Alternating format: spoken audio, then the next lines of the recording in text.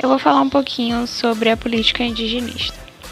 Bom, chamamos de política indigenista as iniciativas que são formuladas pelas diferentes esferas dos estados brasileiros. Né?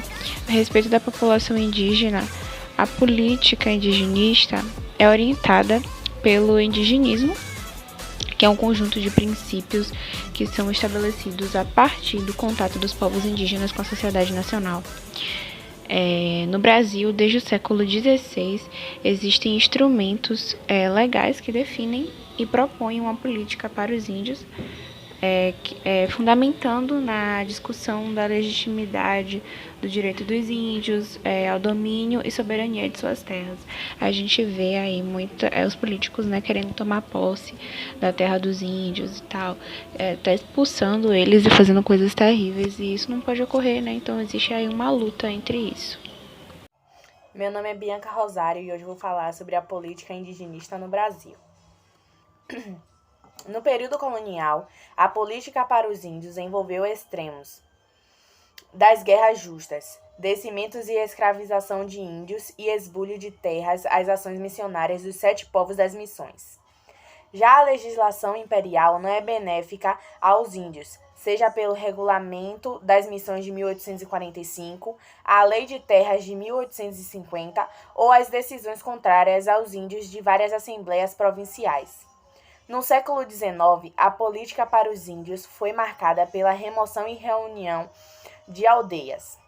Com o advento da República e a criação do Serviço de Proteção aos Índios, SPI, foram estabelecidos ou reforçados alguns princípios indigenistas, voltados para a prevenção de qualquer coerção ou violência aos índios, o respeito às instituições e valores indígenas e a garantia à posse de suas terras.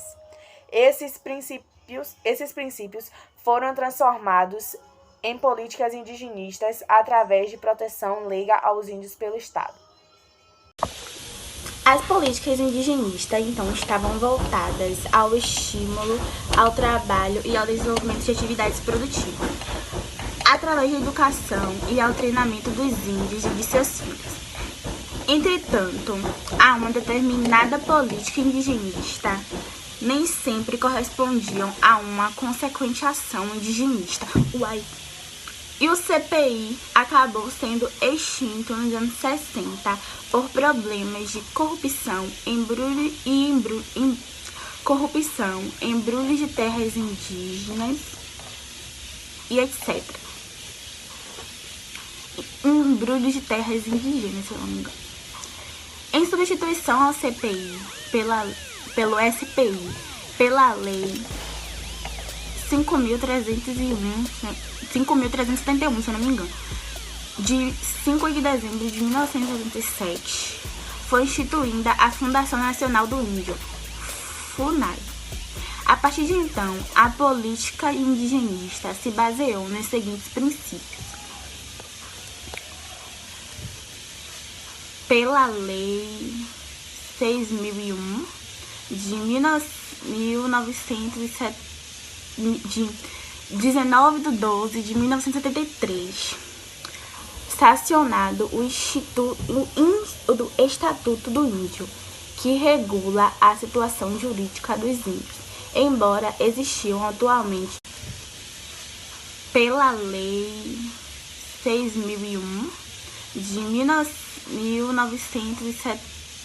de 19 de 12 de 1973, sancionado o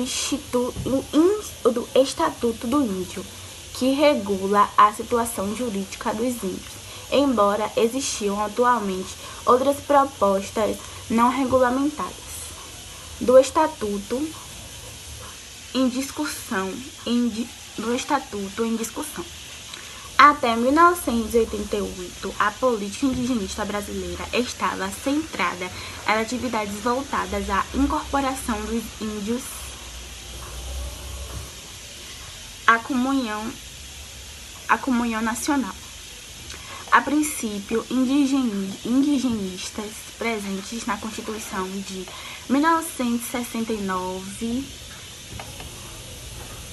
1934, 1946 e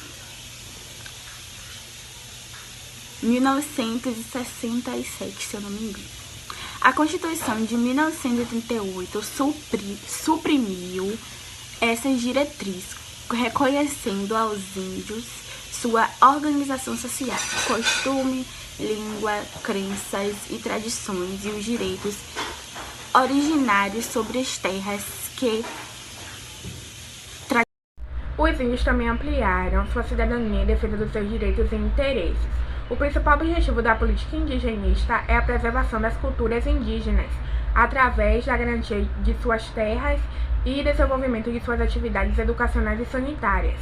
As barreiras de escravização dos índios da colonização em 1530, mas o cativeiro indígena foi combatido com a chegada dos jesuítas em 1549 e a implantação do processo de aldeamento.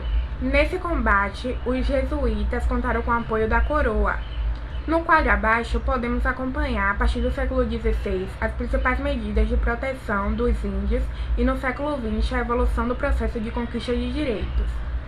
Meu nome é Felipe e hoje eu vou apresentar a minha parte da fala. Segundo dados do IBGE, Goiás possui 8.583 indígenas. Desses, apenas 336 vivem em terras indígenas, o que corresponde a 4%. Os outros 8.247 indígenas, que equivalem a 96%, vivem fora de terras indígenas. Em Goiás, existem 5 reservas e 3 grupos indígenas: os Carajá, de Aruanã, os Tapuyós, do Carretão, e os Avacanoeiro, de Minasul. Todos os 3 grupos estão com suas terras demarcadas e homologadas e registradas na Secretaria de Patrimônio da União, com exceção dos avacanoeiros, que ainda não foi registrada, apenas foi declarada. A terceira região com maior concentração de indígenas é a região Centro-Oeste, estado do Mato Grosso do Sul, concentra 56% da população da região. Essa foi minha fala. Obrigado.